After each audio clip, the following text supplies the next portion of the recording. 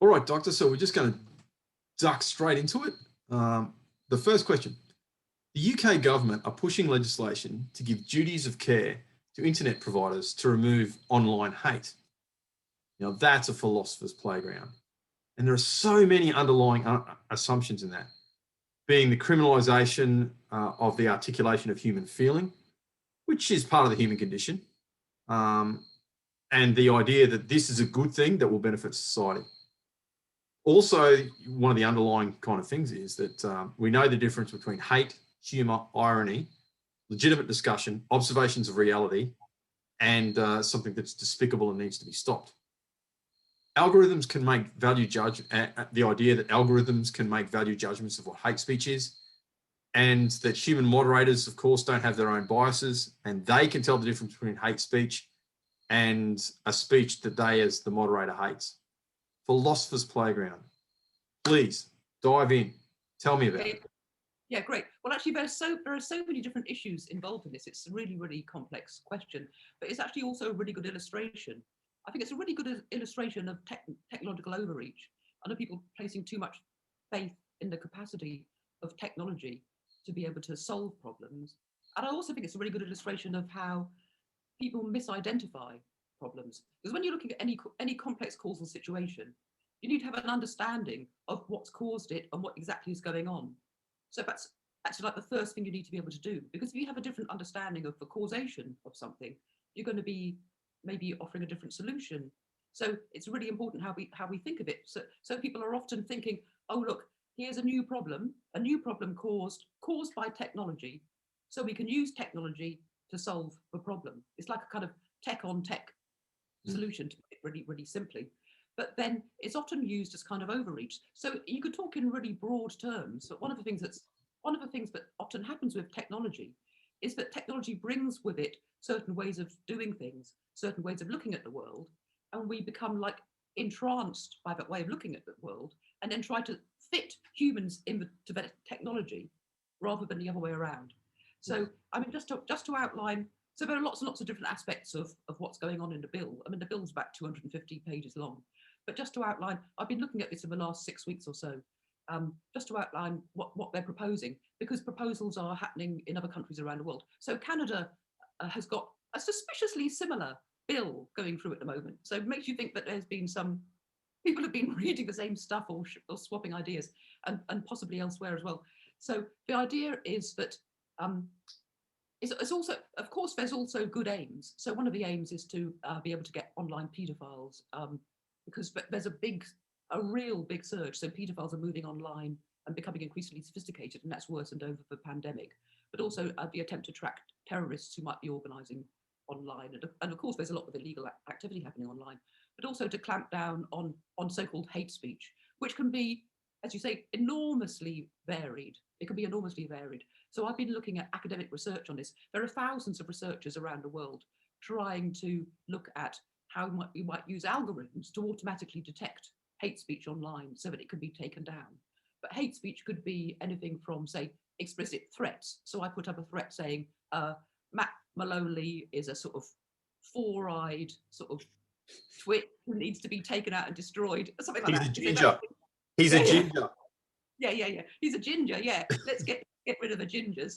Or it might be something. Oh, so like this comes from one of the academic articles I've written, or one of the policy reports. Is a suggestion that, say, calling somebody. And of course, actually, because I've lived in Australia, so one of the first things you notice is that what counts as rude language in one country is not in another country. So things are the things that Australians would say would like make your hair curl somewhere else. So one of the examples would be like calling somebody. Can I use a swear word on you? Calling somebody a twat. You may, Doctor. A twat, for example, online. So, but even in some parts of this country, there are people who just use that. People call each other twats all the time, and other people think it's a really terrible word. So that's one of the problems. So the thing that I'm concerned about is whether or not it might sweep up to too much, and then there would be measures taken against people. Like some of the measures would be like your content taken down, your account blocked. In a way, that there's a provision in the legislation, in the proposed legislation, that you'd then be able to appeal. The measures I'm most worried about are measures where you wouldn't even know it's happened to you. So measures where, for example, your comment might be put right down to the bottom so nobody ever sees it. You wouldn't know that that was happening to you. You wouldn't necessarily know that was happening. So then you've got no right of appeal. But the legislation also says that the internet companies will have a duty of care towards people using it to take hate off, which strikes me a bit like giving the fox duty of care over chickens. It's sort of like giving gangs, county line. In Britain, we've got a big problem with county line. They're called county line gangs, which are drug gangs operating in big cities who get young people, often below the age of criminal responsibility, to act as drug mules to go and sell drugs in small county towns. So they're called county line gangs. So it's a bit like telling the county line gang leaders that they've got duty of care over the children that they're exploiting. Because one of the things that I think is that the whole way in which social media operates, the whole way in which it operates is exploiting human psychology. It's exploiting our attention. Exactly. It's exploiting quick knee-jerk responses. It's exploiting the worst aspects of human nature in order to get people staying online, to get screen time, to get advertising time. So that would be that you could see that is then part of the causation of what's actually happening if there is indeed an increase in hate. And then what's happening is that those companies are being duties of care to make certain that any nasty people who say, Kiwis are useless or something like that, whatever it is, going to get ousted from social media alongside anybody else. So then the other worrying thing is that Ofcom, which is the broadcasting regulator, which regulates TV and radio and stuff in Britain, would be the one put in charge of deciding exactly how this was going to happen. And another worrying thing about it is that if the internet companies don't remove content fast enough, they could be fined up to 10% of their worldwide annual revenue, or £18 million, whichever is the larger. So it's almost certain that they're going to be having a very, very conservative, very safety-minded way of taking down content, and it's going to discourage smaller companies from even bothering. So, and then can you imagine, like a company, if other countries adopt this because they want it to be a global, worldwide model for the rest of the world, a bit colonial, you might say, but they want other countries to adopt it. And if you get a small country like, I don't know, Croatia or Romania or something adopting it, what internet company is going to bother? Yeah.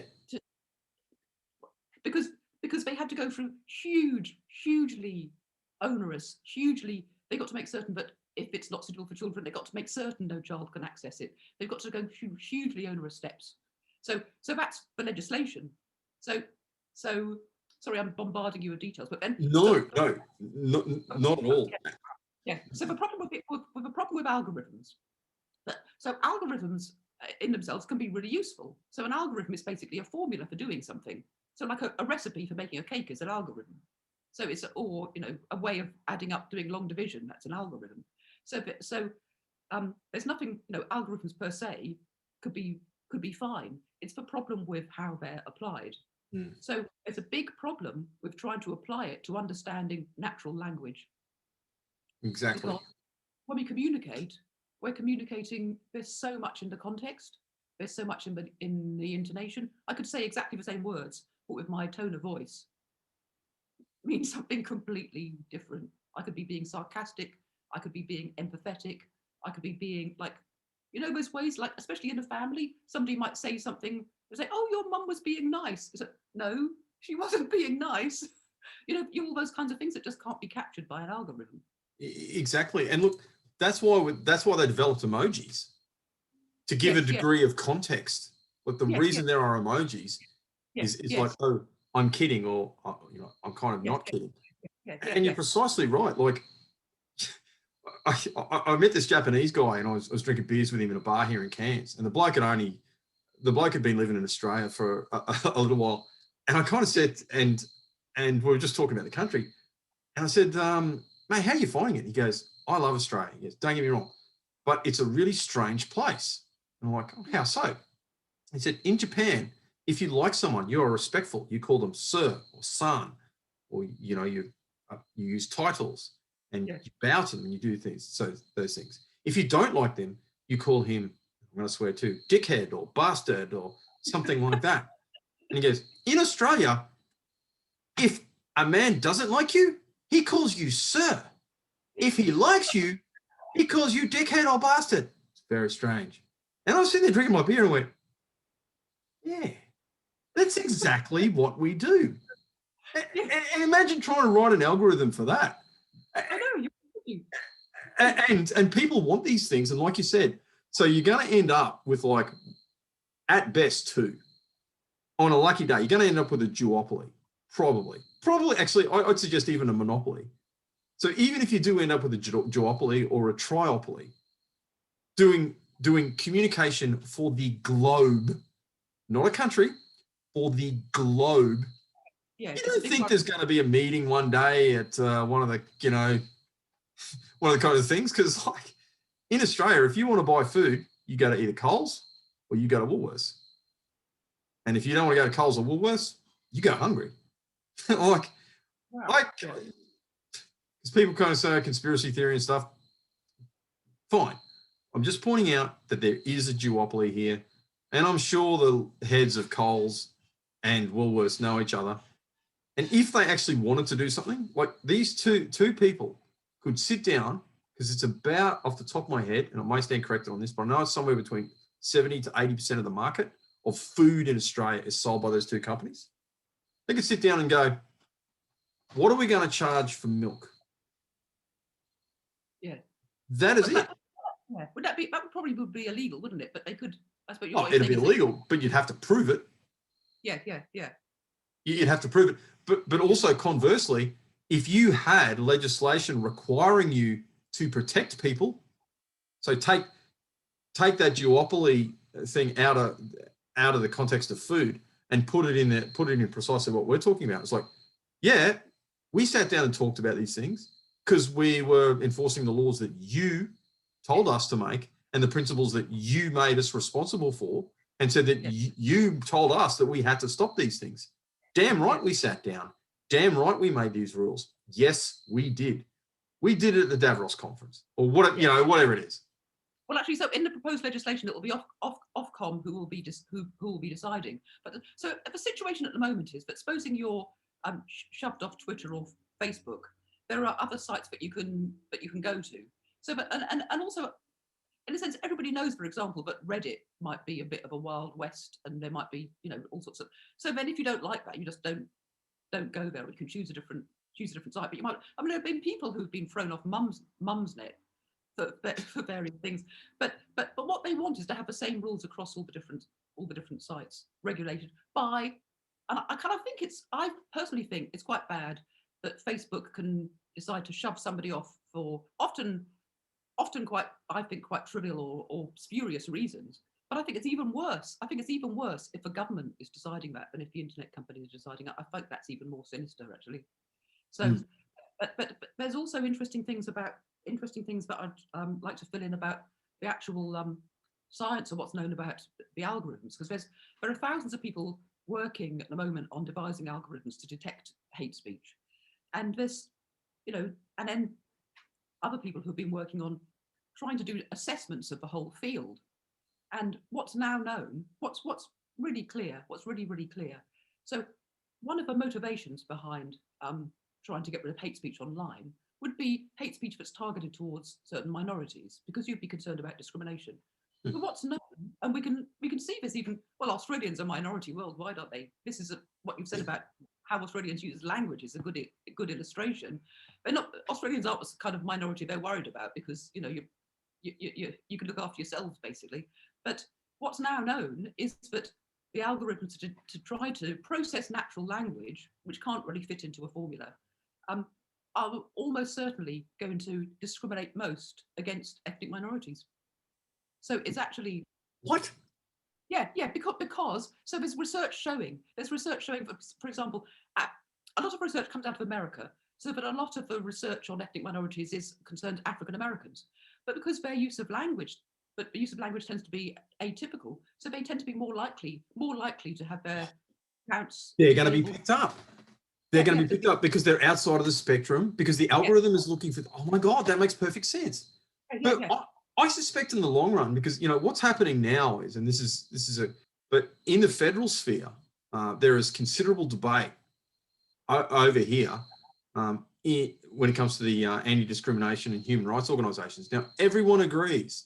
I'm sure I don't need to say this, but I'm going to anyway, just in case there is, some sort of misunderstanding or a misrepresentation. Bigotry is bad. Discriminating against people, bad thing. We can all agree on that. But if it's just the case that it is genuinely slanted, it's like, well, you can say these things about gingers. You can say these things about blah, blah, blah, but you can't say it about that. Consistency, and I know a lot, actually, not a little. I know a lot about justice administration and law enforcement. And let me tell you, consistency, the consistent application of principle is absolutely so important to give legitimacy to the rule of law. Now, if you don't have that legitimacy of rule of law, you genuinely have a totalitarian kind of thing. If things are not applied consistently, and it's all like, no, you can't do, you can do this, you can't do this. People are going to say these laws are not in the interests of justice, because there must be a nexus. There must be a nexus between laws and justice. If people see the laws as unjust, they're simply not going to obey them. So actually, there's so many things that could be said about that. I also want to just to emphasize in terms of this work, looking at how good the algorithms are so far. There are various. There's a problem, but you can't cram natural language into a formula. So I think that's an illustration of how algorithms work according to formula, sort of rigorous formula, and natural language doesn't fit into that. You need to have a look at the context. One of the worrying things about that is one of the contexts by which you might understand something which somebody has said is by looking at that individual. So you might think, oh, well, this individual, they're a nice person, they didn't really mean it that way. This individual seems to be a bit hateful. They've got a Reddit account.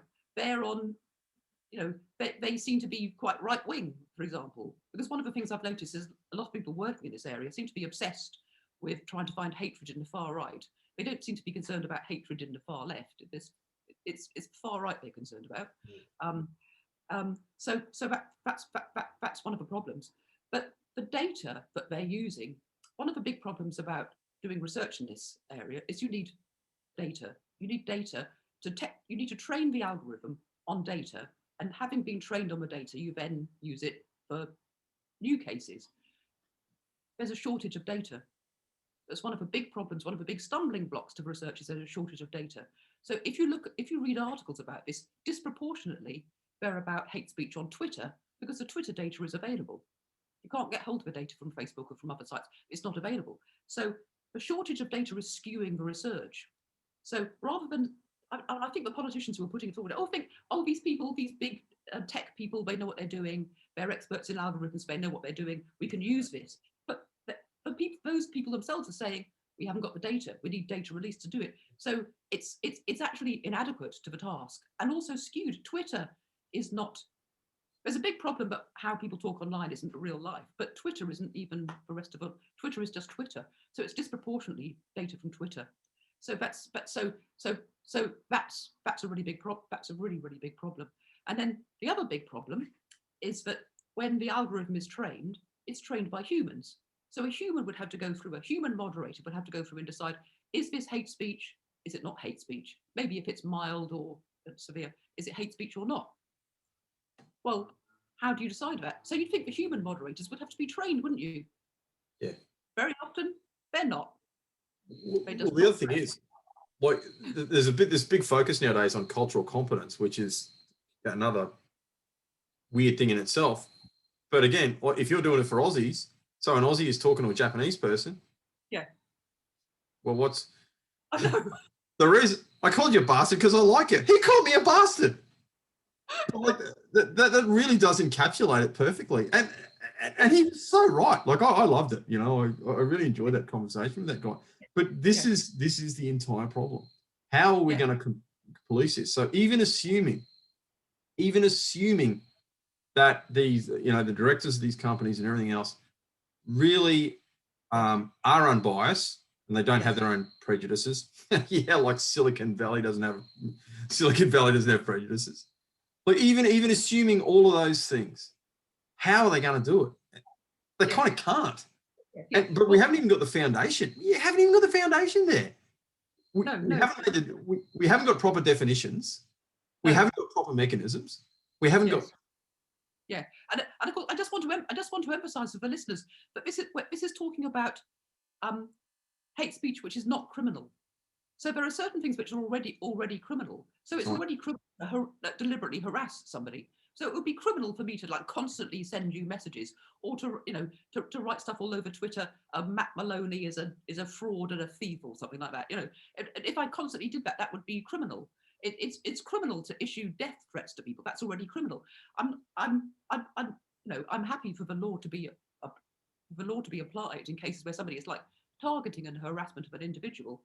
Unfortunately, it hardly ever is applied. Actually, they hardly ever do anything about it. And one of the things that actually really makes me quite angry about the motivations behind, or alleged motivations behind this bill, is when they say they want to track online paedophiles. If they really wanted to catch paedophiles,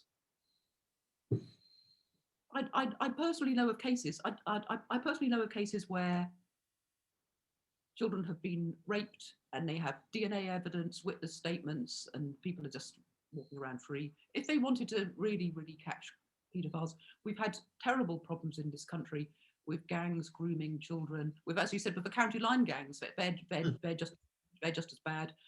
Lots of children end up dead or with their lives completely ruined.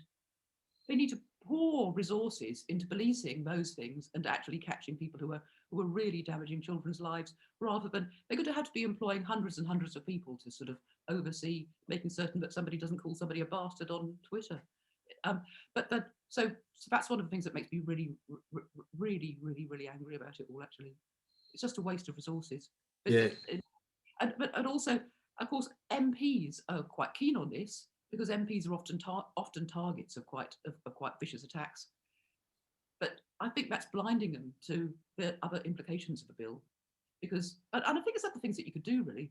I wouldn't want to justify it, but for example, if you're an MP and people are sort of having pile-ons on Twitter against you, one thing you could do is pay somebody else to read your Twitter account. Yeah. Or yeah. So there are various things you can do. And like you said, I actually I do know a little bit about sex abuse investigation. I didn't tell you, but I've just come out of the Queensland Police, and I actually spent a little bit of time as an investigator, and I did part of my, it wasn't my full focus, but part of my focus in the Juvenile Aid Bureau, what was then called the Juvenile Aid Bureau, was this. And when you seize the computers, someone's got to sit down and look at those images. Yes. And someone has to make a value judgment. And this is why I think I have a bit of an insight with this. Oh, so yeah. You've got a computer of an alleged pedophile. And there are, honestly, you will get thousands. And I mean, Doctor, thousands of images. I don't know where these guys get the time. It's kind of like download this stuff, let alone look at it. Thousands of these images. You got to go through all of them. And most of them are from particularly disadvantaged places. So you're going to get people who are, you can't always tell, but kind of looking at them, they're going to be from the Philippines. They're going to be from Thailand. They're going to be, well, because I'm talking about the Australian experience. So I don't know, maybe in the UK, they're from other kind of parts, but like. I think it's the same places actually. India, you're going to get India, you're going to get Thailand, and you're going to get the Philippines. So you're going to have to look at these things and go, is that girl 12 or is she 16? And someone has to make a value judgment, because unless you can find that image was taken at this time, and you can go and find that girl and prove her age, good luck with that. You're right. You're actually you are better on. And look, I understand the rationale. Because disproportionately, a lot of these, and most of them are men, not all, incidentally. Even back in the day when I was doing this, and I was doing that like 20 years ago.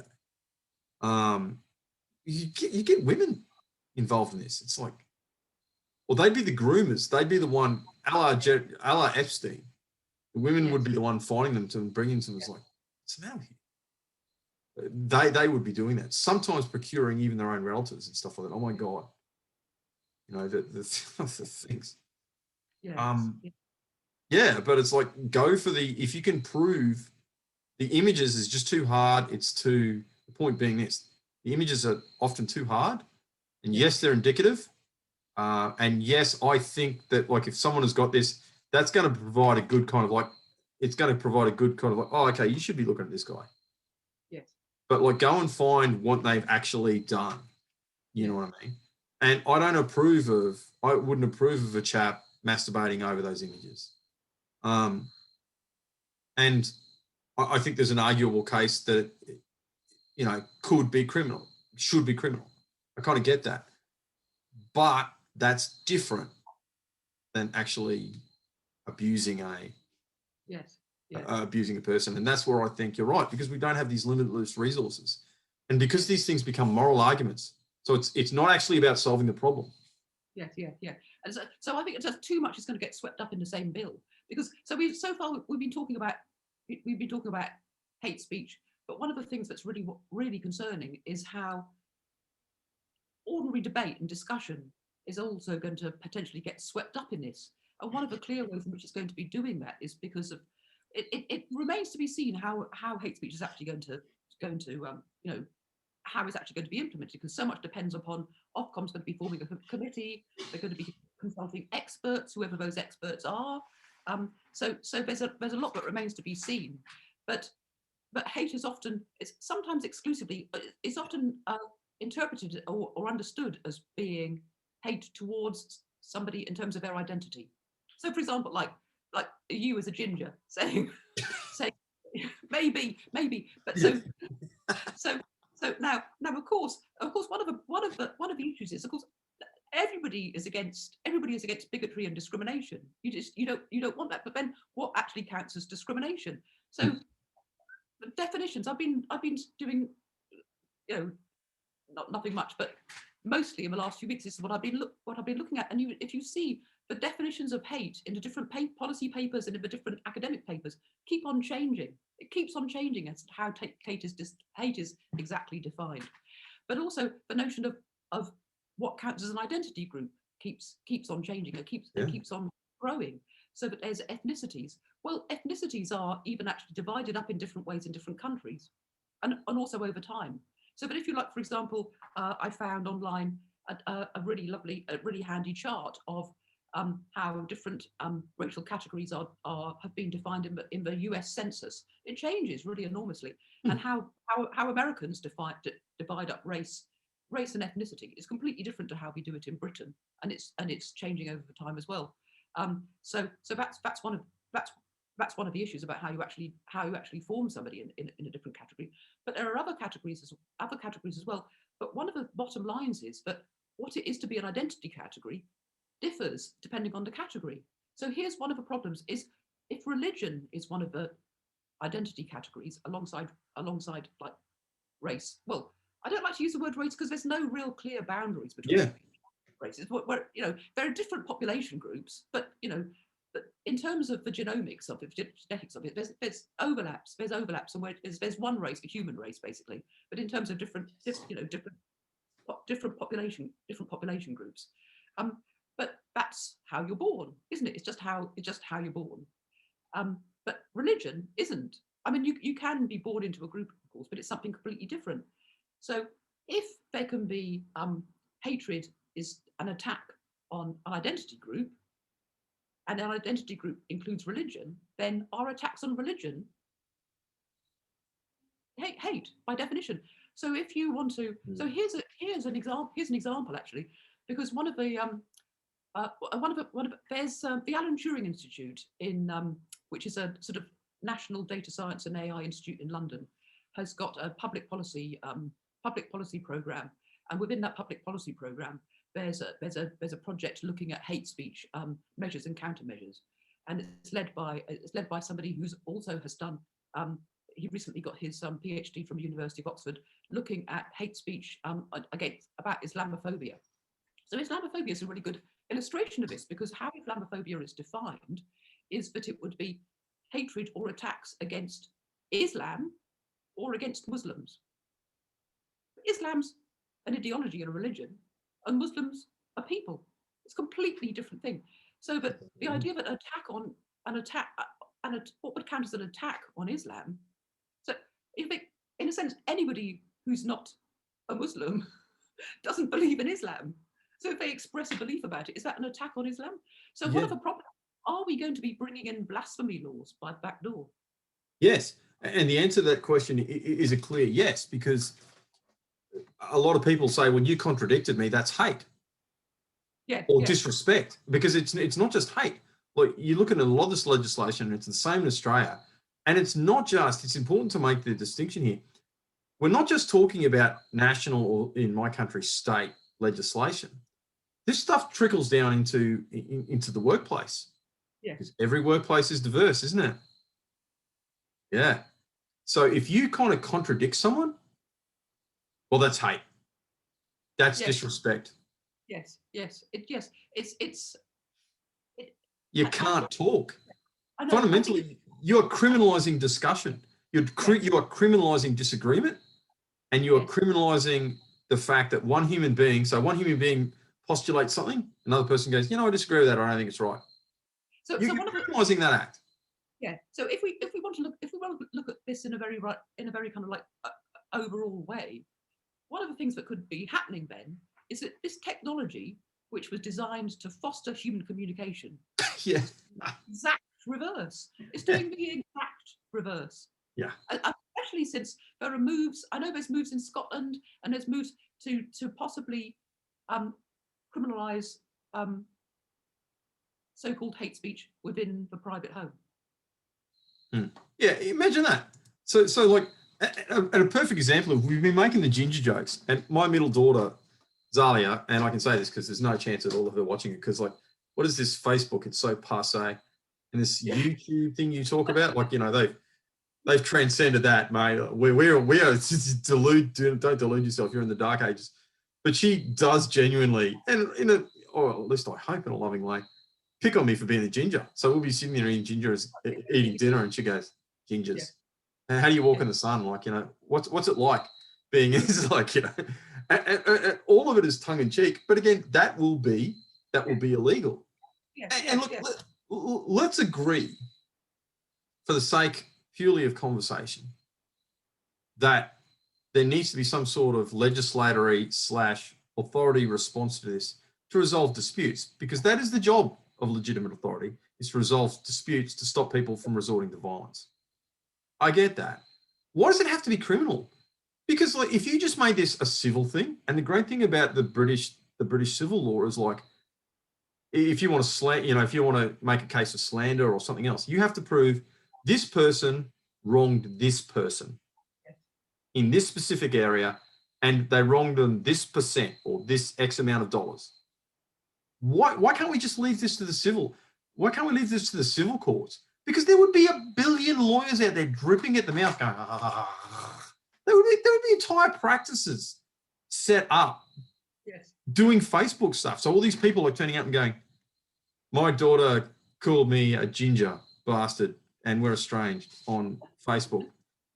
But they would be, it's like, okay, we're gonna sue. You know what I mean? And they will end up, because most companies have public liability insurance, yeah? Yes. Individuals, like, that'll be part of it. You've got house insurance, haven't you? Your car insurance? You'll have to have Facebook insurance. I'm not kidding. Yes, it's interesting. So actually, this is so tied up with. So one of the problems with law, and I presume it's the similar in Australia, is that it's virtually impossible to take anybody to court for libel, because in Britain all libel court cases start at the High Court, because it's so expensive to do it. You can only claim in terms of, not like a damage to your reputation. It's got to be in terms of costs that you've had. So that, say if you're a celebrity and you think no one's buying your record because someone's libeled you, then you can claim the money back. But you've got to.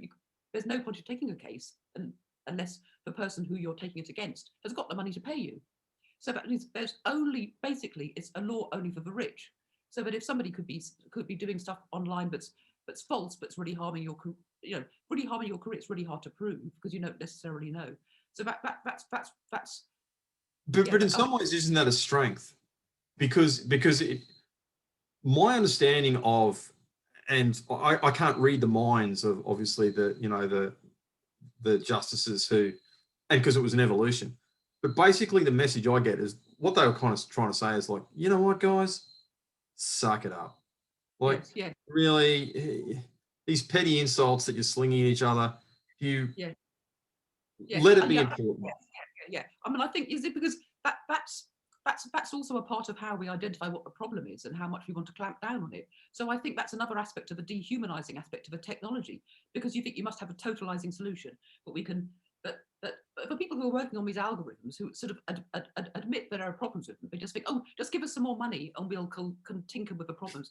We'll just carry on trying to define hate speech and we'll sort it all out, and then think we can just totally eliminate this from life. So, but actually,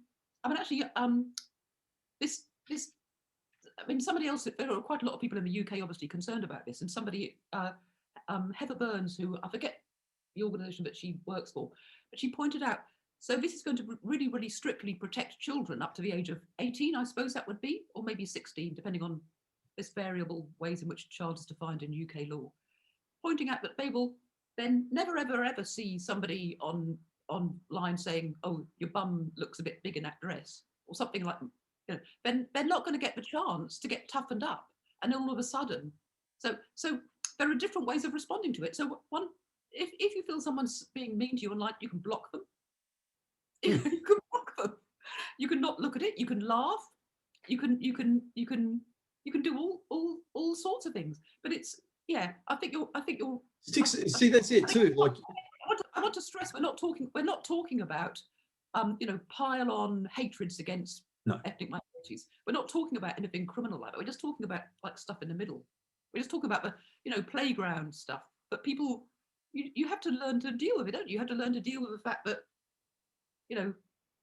people exactly. And there were two words that leapt out at me when you were articulating that very well, incidentally, and that's totalizing and dehumanizing. Now, the whole thing about a totalizing system is it creates dependence. Now, yes. There may or may not be intention. I suspect more and more it's actually the intention, because we know this. Like, we know that when you create these systems that sort of, oh, we will protect you, we will do anything, we're going to stick you in this little bubble, you're never going to hear that your butt's fat or the gingers, shouldn't be walking around in the daylight or whatever it is. You are decreasing resilience, and decreasing resilience always increases dependence. Always. Yes. And increases dependence on the system. So I'd really like your take on, and I want to discuss dehumanizing. That's going to be the next thing. But let's talk about totalizing and this. Is it, well, actually, the first question I'm going to ask is this. People kind of say to me, like when I'm discussing this, I go, look, we're heading towards totality. You understand this is a totalizing system, don't you? And I've genuinely had people do that. Oh, tinfoil hat, you're mad. Like, that's not what's happening. What, am I? No, I think there are lots of ways in which we can see a kind of totalizing system happening, but certain things getting sucked into a kind of like a vortex. So can I just go back a bit and talk about hate as an attack on an identity? Because one of the things just to illustrate this point, just because one of the things that I've noticed is the policy reports and the academic reports writing about this don't seem to have gone far enough to ask the question, what's an identity? Yeah. To actually construct what an identity is. But because this notion of hate, which the definition keeps changing, but it's roughly in terms of, it's often understood, not in terms of what the speaker intended, but how the audience responds to it. So because it's hard to attribute the intention of speakers online, that tends to drop out of the picture. But then if the audience feels hurt, is psychologically harmed in some way, then that seems to be the preferred definition of whether or not something gets counted as hate. So one of the things that's actually also really missing in the research, the assumption is that online hate causes real world harms, which of course it might sometimes do that.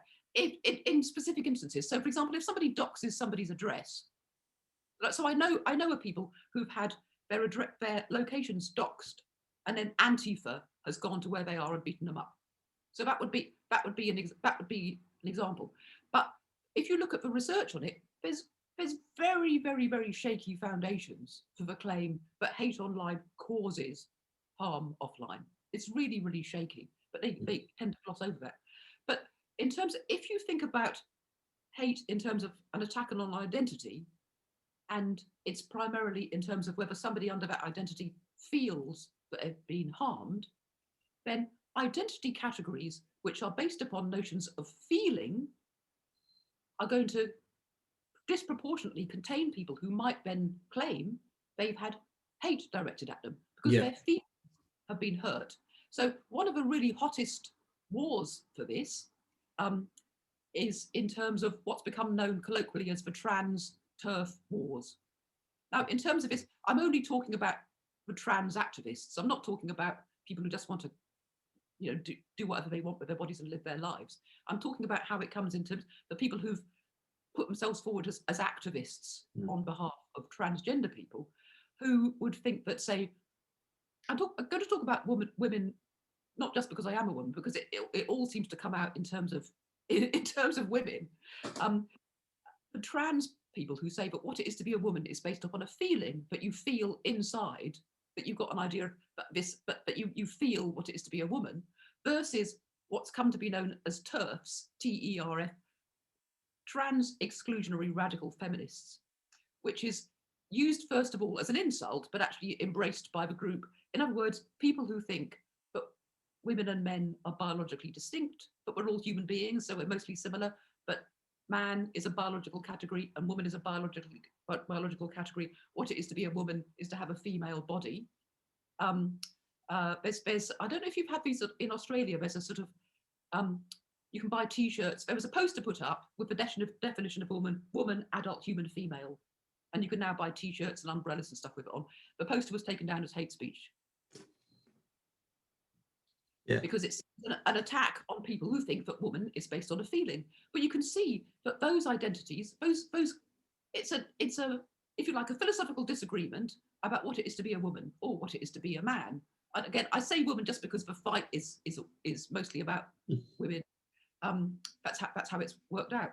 So, but then if you put that in the context of this proposed hate speech legislation, if hate is an attack which makes somebody on some identity which makes them feel bad, and if you think your identity is a feeling, then if you think, well, I don't think that you are a woman, you can do whatever you like. You can do whatever you like with your body. I don't care. You can wear a dress. You can have a boob job. You can do whatever you want, but you're not a woman. They think that's an attack on their identity. So therefore, because their feelings are hurt, that counts as hate. Whereas if somebody says to somebody like me, because this is what I think that what it is to be a woman is to just have a female body, then if someone disagrees with me, I don't feel it's hate. I just think they're wrong. So I'm not going to be putting in a complaint. So one of the things that's going to happen if this legislation comes in is not just that discussion online is going to be censored and shut down because people are going to be too afraid to open their mouths. It's going to be skewed in a certain direction. So in terms of totalizing systems, so it's going to be accelerating social change, so it's capturing everything. So I yes, yeah. Yeah, it's no longer, well, not so much the tool is controlling the debate, but the people who are really good at controlling the tool. Yes. Because like you said, there's this idea that algorithms are impartial because they're a thing. Well, no, they're not. They're trained by humans. Yeah. Well, partly because they're trained by humans, but also they're used by humans. You could use them as a kind of like rough and ready way of finding various things out. But to then use them and say, oh, as a result of this, you're going to find that your comments never appear near the top, so nobody ever reads them. Yeah, and again, it's like that person contradicted me; they're a hater. So I contradicted you. Yes, yeah. Yeah, that makes you a hater. And if you write that into legislation, it's not just because, here's the whole thing. This is not just this is going to undermine, this really does have the potential. Like, the rule of law matters a lot to me. Yeah. I'm a child of the Anglosphere, and I've lived outside of the Anglosphere for not huge amounts of time, maybe 4 years of my life, 5 outside the Anglosphere. But I've seen the rule of law matters. Yeah. And if you undermine that and you break the Yeah. rule of law, you've got nothing. Yes, And yes, this has massive, massive, massive implications for the legitimacy of rule of law. Yeah, but something else in relation to dehumanization, something else. Yeah, let's talk about that, please. But it's really struck me in relation to this is the way. This is just like my impression of picking up the tone of how people are talking about hate speech, but also actually in terms of the methodologies that people are using in trying to research and discuss it. So we say, oh, we collaborated with stakeholders to sort of get views. But if you look at what the stakeholders are always communities, like civil society organizations, who represent groups who feel that they've been the target of hate speech, which is all very well and good. That's their job. That's their job. So, but actually, if their job is to represent it, they're not going to be neutral because they're going to be advocating on behalf of a certain group. But the groups that are not there, but I haven't seen in any research looking at this, groups that are not there are people who feel that they've been unfairly ousted from social media because they're not. They don't go and say, oh, let's go and find some people who like write hate speech and find out what these people are like. But it's not there. So they talk about hate.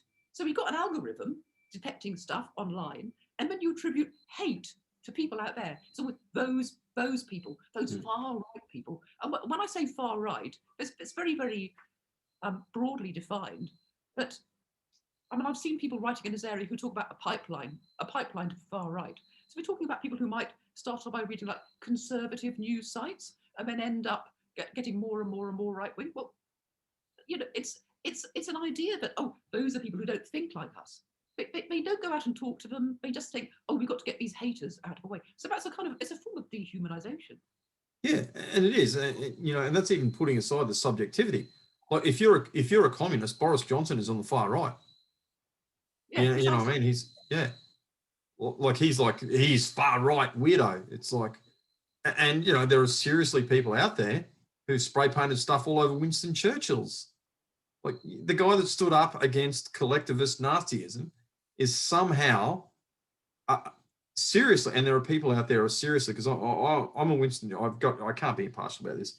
I'm a Winston Churchill fellow. So like, I haven't got a degree or anything like that, but I applied for one of the fellowships. Right. Oh, right. And got one. Yeah. Oh, well, they were scraping the bottom of the barrel. Up I popped. Anyway, but like, to seriously, and I'll tell a quick anecdote actually that articulates it really well, because every year they get the former fellows and say, look, you know, we're going to go out, we're going to do a roadshow to try and get people to apply. And we went to this, I was out the front speaking, you just kind of like tell your story. And this guy puts up his hand and goes, well, you know, I want to get access to all this money, and I want to go do all this stuff, but like, I don't want to be associated with a megalomaniac, far right, colonial murderer. And because like, my eyes pop like this, and because I'm, and the other, and they were disproportionately ladies. The ladies went, Matthew, can you handle this one? And I'm like, yeah. I'm like, sir, you are not worthy. Seriously, you are not worthy. You're making a moral comparison between Winston Churchill and Adolf Hitler, the guy he defeated, or Winston Churchill and Stalin, the guy who he admittedly kind of allied with. And as he, you know, when he was criticized for that, people said, well, you know, why did you ally with that guy? He's probably worse than Hitler. And he probably was, incidentally. Yeah. But he said, look, Hitler was the immediate enemy right now. If Hitler invaded hell, I would be up here speaking, you know, good words about Satan himself, at least until the war was over. So, you know, things are really, really complicated. And this idea that people can make these moral judgments and this moral equivalency, it's insane. I seriously, and the funny thing is, they kind of like point out and go, oh, you know, these people are mentally ill, the far righters, people like Andy No, people like Jordan Peterson. I know. Jordan Peterson not far Jordan right. Peterson is one of their hate figures, and there's even an Australian Facebook site called The Destroyers, where they're kind of like, I get on there for laughs. Well, they're kind of like, they talk about this, and Jordan Peterson to them is like genuinely, well, not the Antichrist, because they kind of probably like the Antichrist. He is like kryptonite to them. He is genuinely, no kidding. But I think part of the problem is we didn't take these people seriously for a long time. We're kind of like, oh, well, you went to university and you got your political science degree, and yes, you've got your Che Guevara poster, and yes, you're gonna grow out of it. Agatha Christie, like all of her characters in her book, I don't know if you've read much Agatha Christie, but all of her characters in this book, she's like patting them on the head, going, "Yeah, you'll grow out of that." But they didn't. They kind of believe it. They're serious, Yes, they didn't. Yeah. So yeah. But look, please, let's chat about the dehumanization side of thing, because in my I've got to declare an interest here. I did my fellowship on the police response to mental health crisis situations, and I did a focus on the Indigenous side of things, because I don't do identity politics theory, but like I recognise, and I'm not one for positive discrimination. I'm not one for any of those sorts of things, but I do recognise disadvantage when I see it. So that's why I added that qualification, and I'm not ashamed of doing that. Yeah. One of the big things that I found out, and one of the themes that I found when I visited, because I visited the United States, Canada, New Zealand, couldn't get across to the mother country, unfortunately, I ran out of money. But there was a real problem with dehumanization. And first that was dehumanization of the police, like people just like, those mindless pigs just want to go out and kill people. They're Nazis. There's something wrong with them. And again, these people are not joking. They're not joking when they make comparisons for the police, when they compare modern day police services to the Gestapo, the SS, and KKK in uniform. They're not kidding. It's not hyperbole. I came to learn that. I was like, whoa. And that, for me, that was a bit of an eye opener. But conversely, and this is a police thing, and it's just because it's part of the system. But when you're dealing with a lot of human pain and suffering, you dehumanize it. Again, your nurses and your doctors and stuff like that people were talking about before, they're not bad people. In fact, they're the best of the best. Like, they're doing God's work. I'm going to articulate it that way.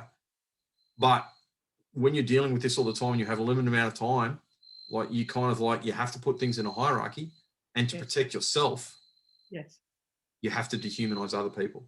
And that was one of the major themes of that I found out, that when I really looked into things, I went, this is actually happening. It's happening on both sides, and it's really, really unhealthy. So I really want you to talk about that, and first just about it generally, but also the links between. I sincerely believe there is a link between systemizing stuff, especially totalizing systems, and dehumanizing. I think there's a real link there.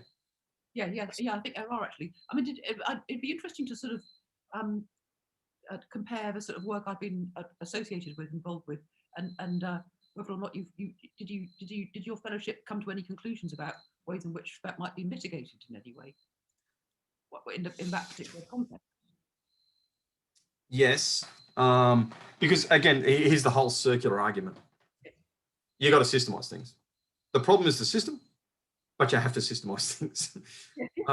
So, all right. So speaking from a police point of view, you've really got to look for you've got to look for the right people, because you could be an excellent investigator, you could be an excellent tactical officer, but really, really bad with dealing with vulnerable people.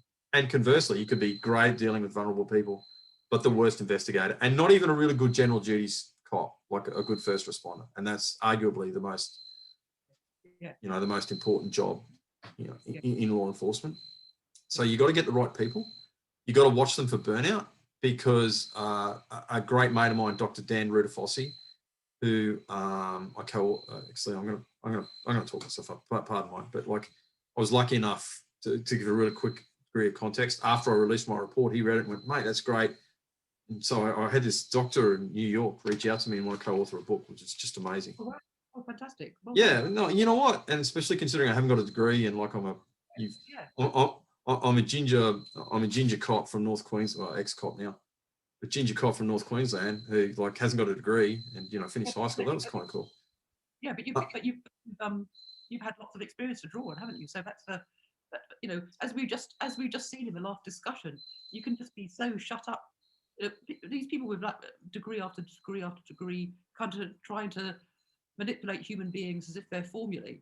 It just doesn't work. You just need to have been out there and see what actually happens.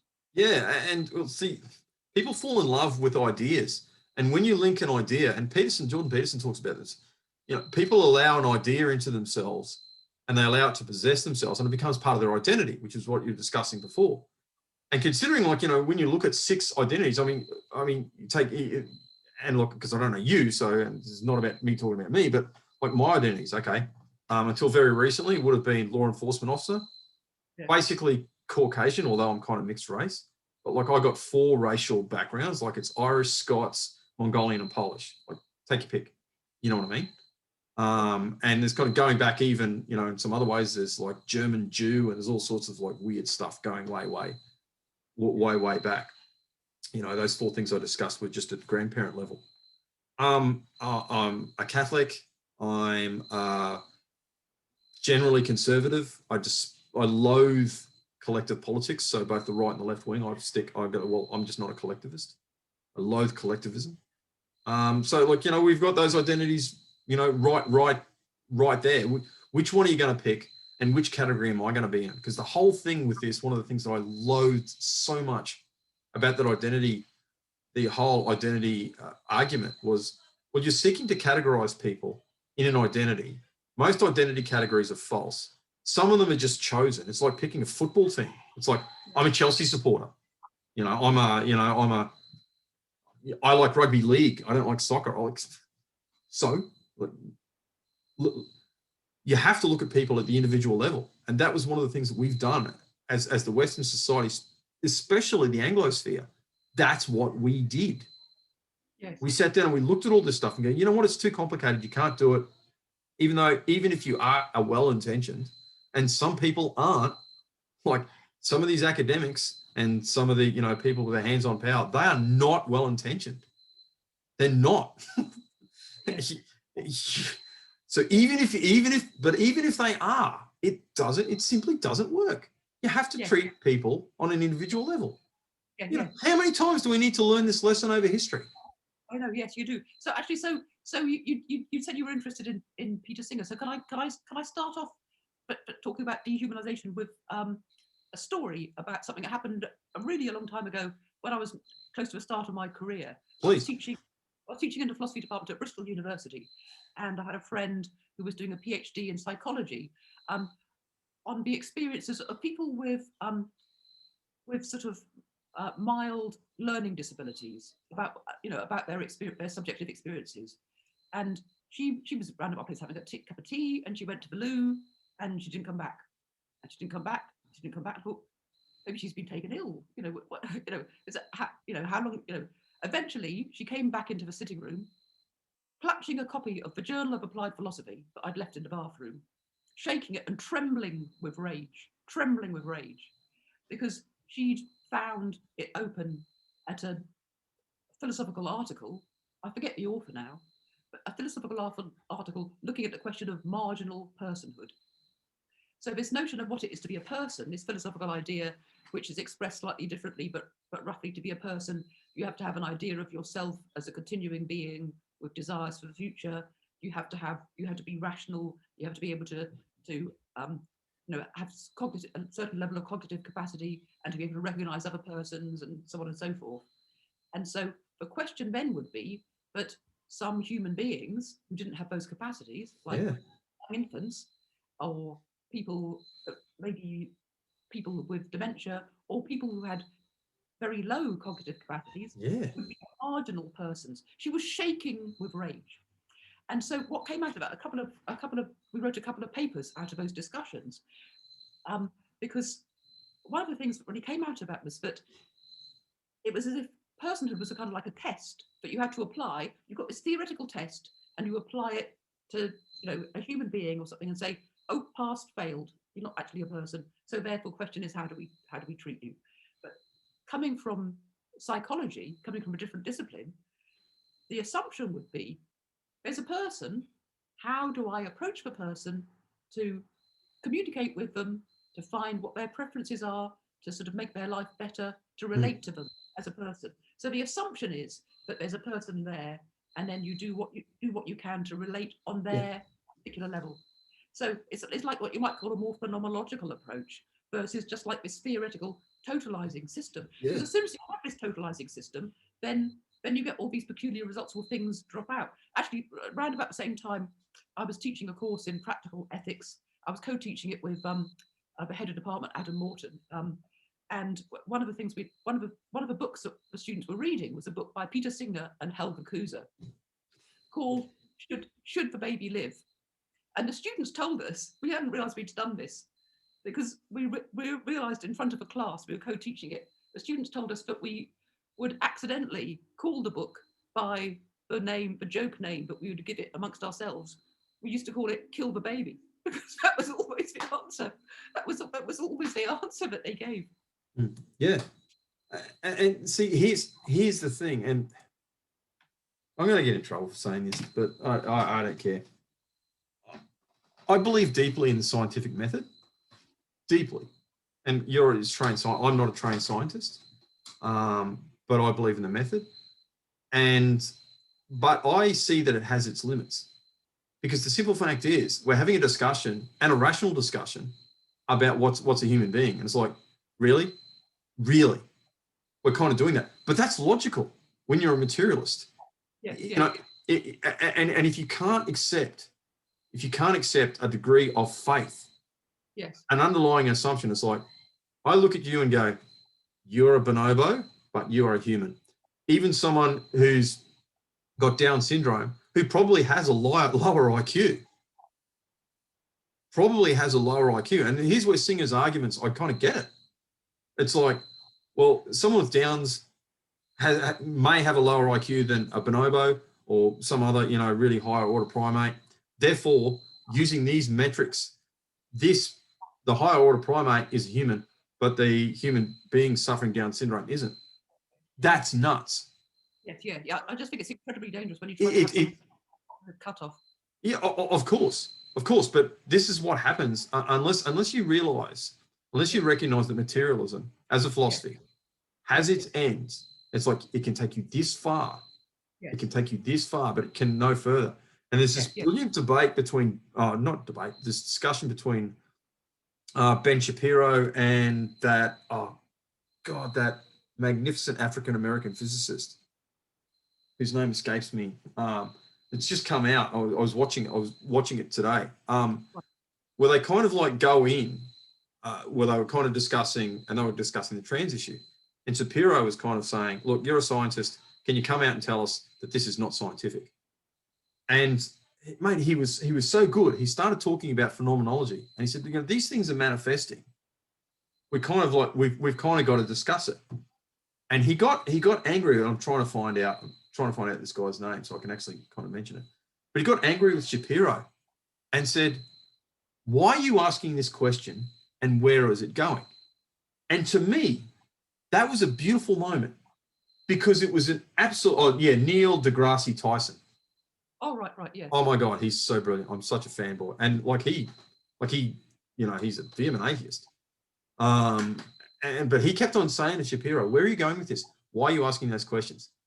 There is no better way of articulating that reason must be a handmaiden of faith. And there are some things that we just need to take. We just got to say, you know what? Someone with Down syndrome is a human and a bonobo isn't.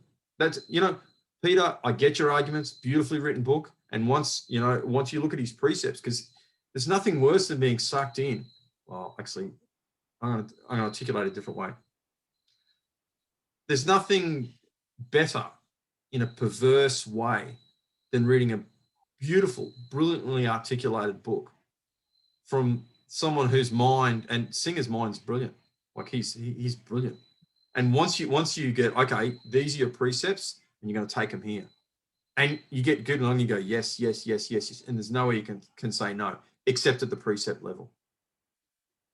That's Yes. that's the Yes. only place you can say no. You can't get back here and unroll it. Yes, You yes. got to start at the precepts. You got to start. You know what? No. And by the way, your method, the method you're applying to this, is the wrong method. Yes. You should not be applying. And I don't mean in a moral sense. I just mean like you've just got the wrong tool for that job. This is actually a philosophical question. It's not a scientific material question. Yeah, and specifically in relation to those notions of personhood, if you examine them, they're set up in ways which are biased towards certain ways of living your life. So, funnily enough, these philosophers who write about personhood, they're biased towards thinking that having a really rational approach to life. Oh, funny that. If you haven't read Plato, you're not really human, like, you know, unless you've read and understand, unless you're a Wittgenstein man, you've got to be a Wittgenstein man, like, you know, you're not there, you know, it's like. Not quite as bad as that, but almost so. But so other work I do, which so the last few years I've been working on ethical issues in relation to AI, but also actually work which sounds completely different, but is actually really complementary. So I've been working with a team of medical sociologists who do ethnographic work in hospital wards, looking at investigating the care of people who are in ordinary hospital wards, but who also have dementia. Well, you're going to have to tell us about that. You can't leave me hanging. Okay, yeah. So this is actually there's a book that you can really plug. But my colleague Katie Featherstone, who leads the project, whose work is absolutely brilliant, she's so great. Actually wrote with somebody else on a project, Andy Northcutt. They're the people who've been going into the wards and doing this ethnographic observation. So just like in any case, any listeners don't know what ethnography is, it's basically when you hang around people for a long time, sort of get used to you being there and just kind of like observing what's going on. So they do a form of ethnography which is called Symbolic Interactionism, which is focused on not in doing things like counting the number of times a patient did so and so, but on trying to understand the meaning of the interactions going on in the social world, in the social world of a ward. So the book which they published a few months ago, last year or earlier on this year, is available free because it's open access book, so you can download it for free on Amazon. It's called Wandering the Wards. So they've got a whole host of really fascinating material about what they found and how they analysed the results. So we're still carrying on with this work. And actually, one of the things that I hope to be doing is actually then jointly with them is to writing up I mean, I think the book is very accessible actually, but a more accessible book because this is a topic that is of interest to so many people. So many people experience dementia. So many people would have a loved one in the family with dementia. But there's so many interesting findings in relation to how dehumanizing can happen, and it's all unintentional. It's all unintentional because you say, but one of the problems is that actually one of their concerns is the pressures on the staff as well. Oh yeah, that's it. Keep talking. Yep. Wandering so there we go. If you can download it free. Yeah, it's free. But do keep talking, Doctor. Yeah, and actually they also got a website, Stories of Dementia. So I think the website hasn't been updated for a little while, but there's a website actually has got we've done some sessions of artworks with people suffering and living with dementia, doing artworks expressing aspects of their experience in hospital. So there's some really interesting interviews as well.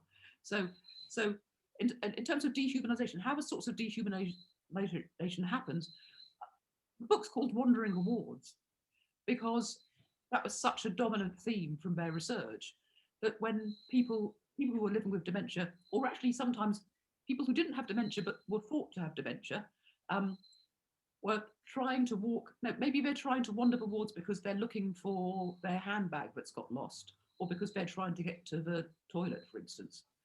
The behaviour was very likely to be seen as just wandering, seem to be aimless, because there's a sense in which dementia is a very variable disease because there's different forms of dementia and it depends on which area of the brain it's mostly impacting.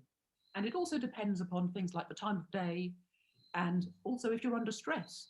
So that somebody who maybe have mild dementia, who may be able to live happily at home with their spouse or maybe independently, the stress of suddenly finding yourself in a different place, in a hospital ward, and you're not there for fun, you're there because you've got a urinary tract infection or you've broken your hip or something. But that can mean that you find things even more difficult, even more confusing than usual. So things you would ordinarily manage, you can no longer manage very well, or you need a bit of extra help. A lot of the dehumanizing happens because of the demands of the timetable of the ward. So that then you can get a cascading impact. So in general terms, so to put a bit of context, between 1/4 and 1/2 of all patients on acute hospital wards have also have a dementia diagnosis. So we're talking a really, really large proportion of people on hospitals. So it's a really, really major issue. So the hospitals obviously have got to be run in a certain way. There are certain timetables. But what's known is that people admitted to a hospital ward with a certain condition, if you also have dementia, your outcomes are going to be much worse than if you've got the same condition, the same age, but no dementia.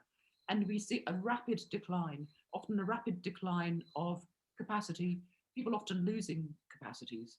So there are all sorts of ways in which things are happening on the hospital ward, which are like nobody's fault, but we didn't find any instances of the staff behaving badly. It's how the system has unintended consequences. So let's just talk about maybe two or three of things that's happening.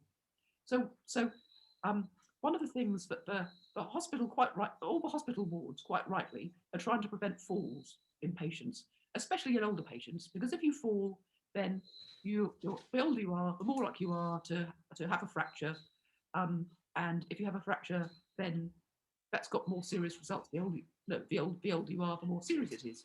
So they're trying to prevent falls, and it's got to be recorded in the system.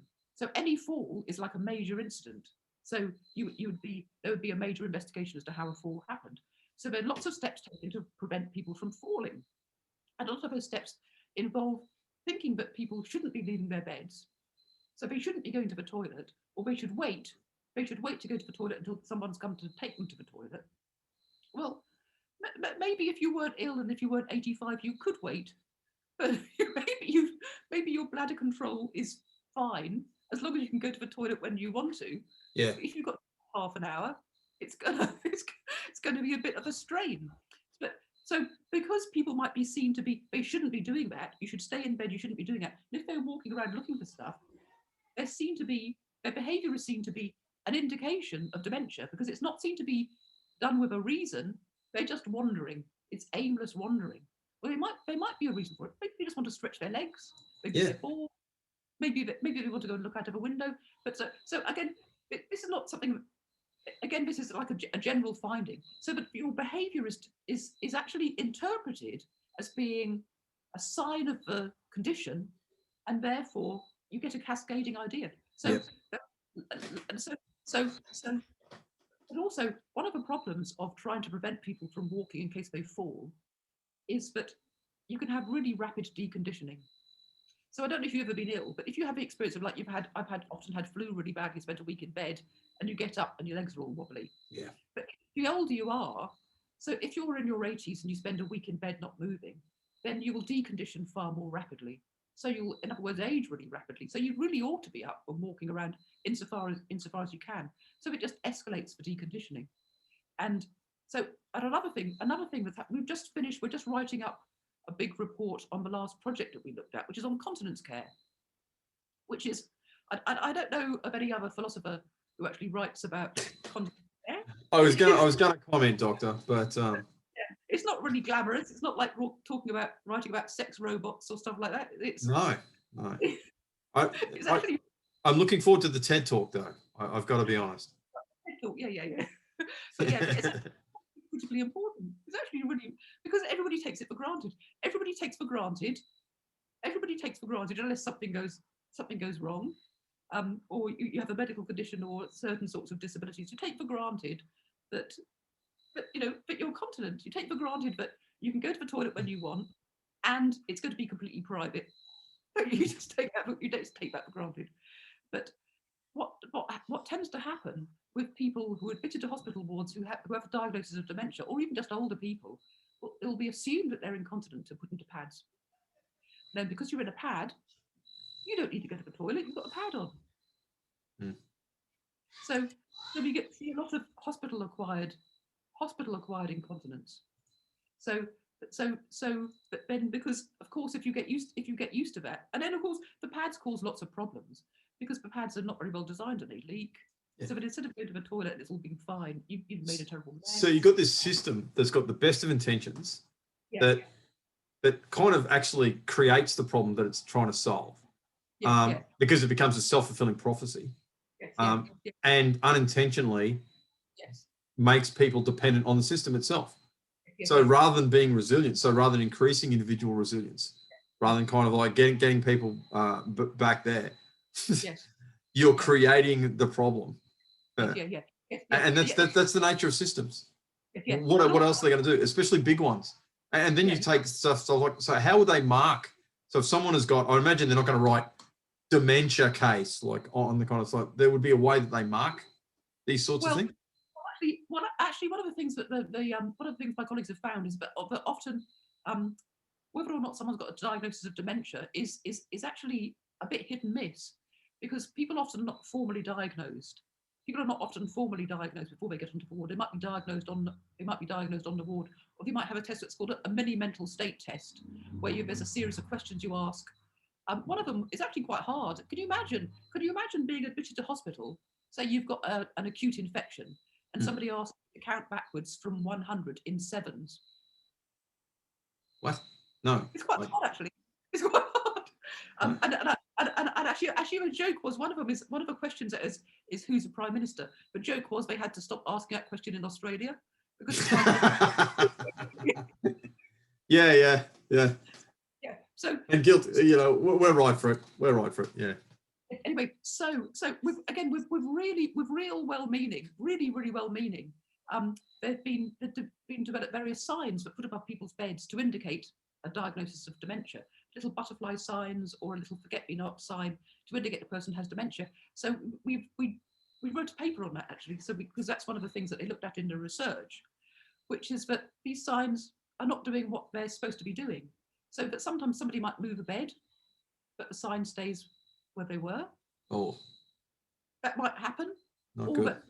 But also because dementia is a really variable condition. Dementia is a really variable condition. So that a diagnosis of dementia doesn't tell you very much about what the person can do. They might be fully able to feed themselves. They might be, maybe it's not safe to leave them alone with an open coal fire or something, but maybe they're fully able to manage. They can feed themselves. They can go to the toilet. They can have a discussion. They might get a bit muddled sometimes, but But the assumption would tend to be that the person with dementia needs to be fed, and is incontinent, and doesn't understand certain things. So you start feeding him and you stick him in nappies. Yeah. Cool. What else are you going to do? Yeah. So can you imagine? Again, this is with a good intention. Could you imagine? So that if you were able to still feed yourself, but you're getting towards the end of your life, and you're you need to keep that capacity up. You need to keep that capacity up. But also, can you imagine being in hospital and somebody? Actually, I remember when my son was about sort of 2 or something, and when you're trying to encourage him to eat, so you're feeding him, you're trying to encourage him to eat, and he was wanted to demonstrate to me what it was like. So he did it to me, and he got a spoonful of food and said, "Come on, eat up." It's just really awful. He was quite a bright lad, actually. I got the picture. Could you imagine somebody feeding you? You don't want to be fed. Look, that links back to some of the findings, and because, well, it's Northern Vibe, but we go off on sidetracks, and we're both as guilty as really guilty of the sidetracking things, but they're so cool. It's one of the findings that that people have got to, one of their ways of overcoming this is for people to be able to understand the other's perspective. So debriefing sessions is one of the things that I found. Like, look, I'll send you my report. Like, I don't know if you have the time or inclination to read it. But debriefs, it's it's so trite, but it almost never happens because no one's got the time. Yes, yes, It's a time thing, but it's one of the most effective things that you can do. So people yes. so after it's all over, and because like it's a crisis situation, so it would actually have to wait till the person got kind of stabilized. So it would often have to be till like sometimes weeks later to sit down and go, and they'd have to remember too. That's the other thing. So if you had someone like was in a full psychosis and they kind of like they're on they're on drugs as well, or they were that psychotic that they just genuinely, no kidding, don't remember. Well, it's kind of pointless. You can't do it. But it's like, well, when you said this, I interpret it this way, and you see these coppers go, oh, well, I meant this, and I want you to do this. So, well, no, but so overcoming this kind of, and it's so trite. It's so basic. It's communication. It's like I sent this message to this person. It got muddled up. Yes. Yes, because and it's for lack of time. It's for lack of time. It's for lack of time. Lack of timetables on the ward. So things like for drugs round. So obviously it's incredibly important on the drugs round, but no mistakes are made. It's really, really important that nobody gets given the wrong medication. And so I mean, often the nurses will be wearing a tabard saying, do not disturb or something along those lines. But a lot of people a lot of older people admitted to hospital are on routine medications at home, and they get to hospital and they say, "Oh, the blue pill. What's this yellow one?" It may be the same pill. Maybe it's a generic. The doctor might have changed the dose, so they're questioning it, or they don't want to take it, or it may be. It's very often the case that people have been prescribed medication by their GP, but they never take it because they know that upsets their digestion or something, or they take it. They know that if they take it at 4 o'clock, it's fine, and it's not. It's too early to take it now. So they'll be questioning the nurse who's trying to give it to them, and very often that will be interpreted as a symptom of dementia. Yeah. Of course. You can look. You can. It's not fun. So, but one of the other things that in terms of dehumanization, so actually, this going back to the question about continence pads really firmly illustrates it. Of course, some people would really need to be in pads. It's just that they would need to. But one of the things that research has found is that people who are living with dementia, but also older people in general, on the wards are much less likely to have any personal belongings on their cabinet, what's it called, by the side of their bed. What are they called? I know what you mean. Yeah. Why? Yeah. What are they called? I knew. Yeah. Anyway. Cabinet. Yeah. Anyway, you know what I mean, don't you? Dresser. Yeah. Yeah. So they're much less likely to have any get well cards, and much less likely to have even like a wash bag or anything, and tied it away. And actually, often their possessions get lost. False teeth go missing, glasses go missing. You wouldn't believe it. But also much more likely to be dressed in hospital gowns, hospital pajamas or hospital gowns, and often really not the right size. So I remember describing one of the incidents. I was describing an elderly gentleman who was in a hospital gown with a really low cut V at the front, was too big for him. So most of his chest was exposed, and he kept on kind of like clawing at the material. So obviously distressed at the fact that he's not the sort of person who normally has complete strangers seeing his hairy chest. So it was bad enough being in hospital. It's even worse. But if you could imagine, say an elderly person who's like maybe in one of those awful backless fronts or a flimsy pair of hospital pajamas with a big continence pad on, trying to get to the toilet. Everybody can see that this person is all the work on all the social science research on dehumanization says the dangers of uniforms. But also these are uniforms which indicate low status. A doctor in a white gown is a high status. These are uniforms that give you like real bottom of the pile status. But in addition, so and again, none of this is conscious. No one is consciously. No.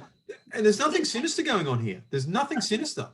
Yeah, but in addition, for somebody with dementia, actually this gets back to what's wrong with the accounts of personhood, which stress cognitive capacity and verbal capacity so strongly, is that there's a lot of evidence that a lot of people with dementia retain a lot of capacity, but maybe it's the verbal capacity and what we would clearly see as more typically see as cognitive capacity, but they maybe have difficulties with, but they have a sense a more a felt sense of who they are socially that's weakened, really severely weakened if their familiar clothing is taken away.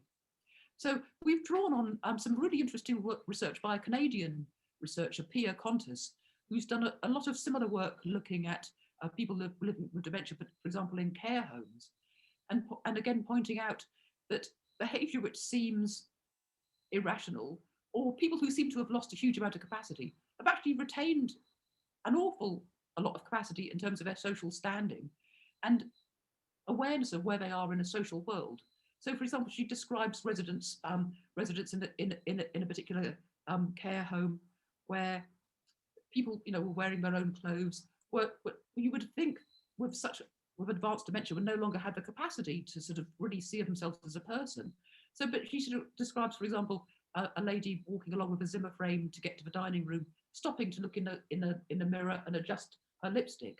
So she's fully aware of how she sees herself. So that for a person with dementia to be taken out of their familiar clothing and put in hospital clothing is going to actually worsen the condition.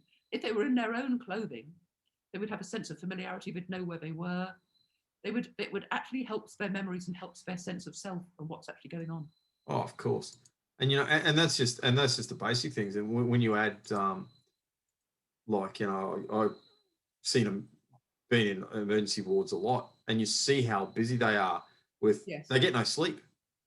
Yes. People get no sleep. They don't get the food, really basic stuff like that. Wow. Yeah. But look, I'd really like to I want to jump back and ask you another question, and I want to go back to technology. And I'm sorry, it's just because it's clicked so many little things in my small brain. And we've had a great conversation about personhood. I'd actually like to go further into the metrics, but we'll come back to that. Does using technology actually change our brains? Well, I think it must actually, mustn't it? It just must, because learning to read and write changes the brains. It changes your memory, doesn't it?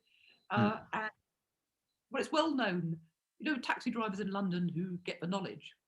I just feel like any people don't know what the knowledge is. So, for people who drive the traditional black cabs in London, have the knowledge, which takes usually about 2 or 3 years, which means that they spend all those time driving around London until they just know the streets. Yep. Until they just know. They're using the force. Yes, yeah.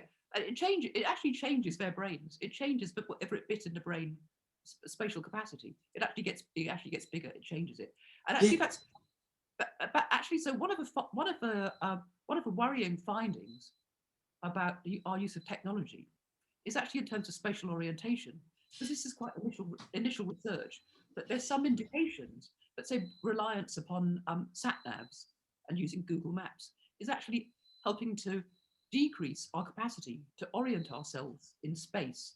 And actually, although dementia manifests itself in varying degrees, one of the first manifestations of dementia is spatial orientation.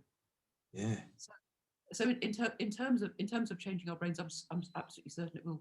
And this is completely anecdotal, but I also suspect that the lockdown has had a terrible effect, because I've noticed now that we're starting to open up a bit, and I've had friends coming to visit me. I've moved since people first knew me. I think people completely lost the capacity to follow directions. I can't believe it. I can't believe it.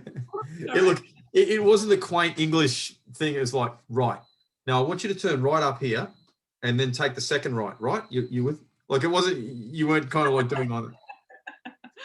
Yeah, respectfully, Doctor, you do strike me as one of those direction givers. I mean, in a totally respectful kind of way. Well, I send people anyway, yeah, but that's just an example. I'm sure it'd be changing our brains. I'm sure it also changes how we perceive each other, doesn't it? So it changes how we interact with people. Yeah, and it's funny how we've got that, like you said, sometimes this technology which was invented to unite us is doing the direct opposite, and systems which are supposed to prevent these things are delivering the absolute direct opposite and marginalizing, and unintentionally. It's just the nature of systemizing things here. Like directly the opposite is happening. And it's so funny, like that observation that you made earlier with the algorithms. It's like, well, okay, hate speech against minorities. So we're going to look at that. It's okay to call gingers names. It's okay to call Australians names. It's okay. You can't say this about African Americans or, you know, anyone else. But they're the people that are inadvertently targeted most by the algorithm. Yes. And in terms of like how it's changing us, so things are opening up more around here. One of the things that's happened is, of course, that lots of because I don't know if you know about this, but Britain doesn't necessarily have the greatest weather, so we haven't traditionally had so many cafes with tables outside, but now of course they've all got tables outside because you've had to be outside, and people are opening up more. But one of the things I was thinking, actually getting my camera and just going around London taking photographs of people who are now at last able to meet up with their friends sitting outside at a cafe or a restaurant on their phone while their friend is sitting opposite on their phone. It's like, no, you know, again, it's totally, it's strange how these things, like there really is a nexus, and you and Jonathan Peugeot discussed this, this idea of tools taking over the person. Yes. It's yeah. What is going on?